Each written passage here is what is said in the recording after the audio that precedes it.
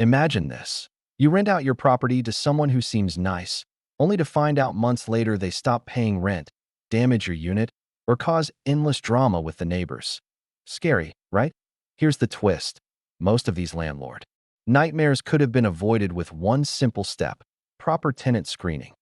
And today, I am going to break it down for you in plain English so you understand exactly how tenant screening services work, why they matter, and how they can save you thousands of dollars in headaches. Stick around, because near the end, I'll reveal the one little-known tenant screening mistake that even experienced landlords make, and it could completely ruin your rental income if you overlook it. Number 1. What is tenant screening? Tenant screening is the process landlords use to figure out if a potential renter is reliable, trustworthy, and financially stable. Think of it like a job interview, but instead of hiring someone for a position, you're deciding who gets to live in your property. The screening helps you answer big questions like, can they pay rent on time? Will they take care of the property? Are they likely to follow the rules? For example, if someone applies for your rental and says they earn $3,000 per month, but their credit report shows they've missed several payments, that's a red flag. Screening helps you spot these warning signs before you hand over the keys. Number 2. Why tenant screening matters. Imagine renting to someone who looks friendly, hands you the first month's rent, and moves in. Then, by the second month, they stop paying and refuse to leave. Evicting them could cost you thousands in legal fees and lost rent. According to data from TransUnion, over 80% of property damage and unpaid rent comes from just a small percentage of high-risk tenants. Screening reduces this risk dramatically. It doesn't guarantee perfection, but it makes it far less likely you'll end up with a tenant who costs you time, money, and peace of mind. Number 3. What services do tenant screening companies offer? Tenant screening companies usually bundle several checks together. The most common include credit reports, background checks, eviction history, employment verification, and rental history. For instance, if you run a background check and it shows a criminal record for property damage or repeated evictions, that's a huge warning sign. Many services also verify income to make sure the tenant can actually afford the rent. A good rule of thumb is that monthly income should be at least 3 times the rent. So, if rent is $1,000, the tenant should earn around $3,000 monthly. Number 4. Credit reports explained. Credit reports are one of the most important parts of tenant screening. They reveal how someone handles money. Do they pay bills on time? Do they have a mountain of debt? Have they filed for bankruptcy? For example, if a tenant has a credit score of 720 and a steady record of paying debts, that's a great sign. On the other hand, if their score is 520 with multiple accounts and collections, that's risky. A low score doesn't always mean rejection, but it should trigger deeper questions. Maybe they had medical debt, or maybe they just don't manage money well. Number 5. Employment and income verification. Screening services often verify that the applicant actually works where they say they do. They may call the employer, check pay stubs, or use tax records. This matters because even a perfect credit score won't help if the tenant doesn't earn enough to cover rent. For example, if the rent is $1,200 a month and the applicant makes $1,500 monthly, they're likely to struggle.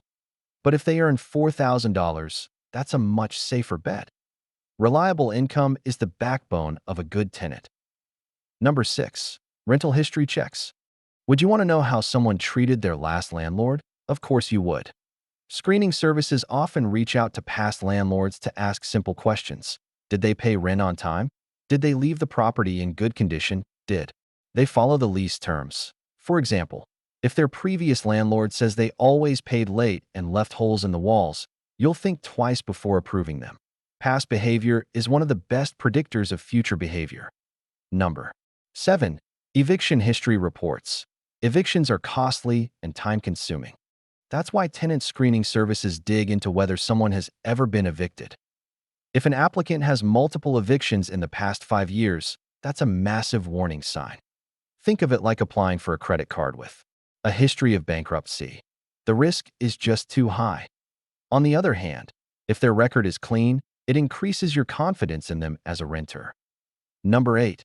Criminal background checks. This one often sparks debate. Many landlords check for criminal history to ensure safety for their property and neighbors. For example, a conviction for violent crime may be a deal breaker. However, landlords must follow fair housing laws to avoid discrimination. That means you can't automatically reject someone for a minor or very old offense. Always weigh the type of offense, how long ago it happened, and whether it directly affects tenancy. The goal isn't to punish, but to protect your investment and community. Number 9. How much do tenant screening services cost? The price depends on the depth of the report. Basic checks might cost $15 to $25, while full packages with credit, background, and eviction history can run $35 to $50. Sometimes landlords pay, but often the fee is passed on to the tenant as part of the application fee. For example, if you're renting out a property, you might charge applicants $40 to cover the screening. It's a small price, compared to the thousands you might lose with the wrong tenant. Number 10. Online tenant screening versus DIY screening. You can run some checks yourself, like calling employers or landlords, but professional services have access to databases you don't. For example, an online service can instantly pull eviction records from across the country, something that would take you hours or even days to track down. DIY screening saves money, but professional services save time and provide more reliable information. Many landlords use a mix of both. Run a professional report, then personally call past landlords for extra detail. Number 11. Legal rules you must follow. Tenant screening is powerful, but it comes with legal responsibilities. You must comply with the Fair Housing Act, which means you cannot discriminate based on race, religion, gender, family, status, disability, or national origin. You also must follow the Fair Credit Reporting Act, which requires you to get the applicant's written permission before pulling their credit. If you deny someone based on the report, you must provide an adverse action notice telling them why. Breaking these rules could lead to lawsuits, so staying compliant is just as important as protecting your property. Number 12. Red flags to watch out for. Certain signs should make you pause. A history of late payments, frequent job changes, unverifiable income, or prior evictions are all red flags. For example, if someone refuses to provide landlord references, that's suspicious. Or if their job history shows they switch jobs every few months, that could mean unstable income. You don't need perfect tenants, but you do need reliable ones. Number 13. Common mistakes landlords make. Here's where many landlords mess up. They get excited about a nice applicant and skip screening altogether. Or they rely only on gut feelings. Another mistake is applying different standards to different applicants. For example, being lenient with one applicant, but strict with another could get you in legal trouble. Consistency is key. And here's the big one I promised earlier. Some landlords forget to verify rental history with actual landlords. Fake references are common. An applicant might list their friend's phone number, pretending to be their past landlord. Always double-check and make sure the reference is legitimate.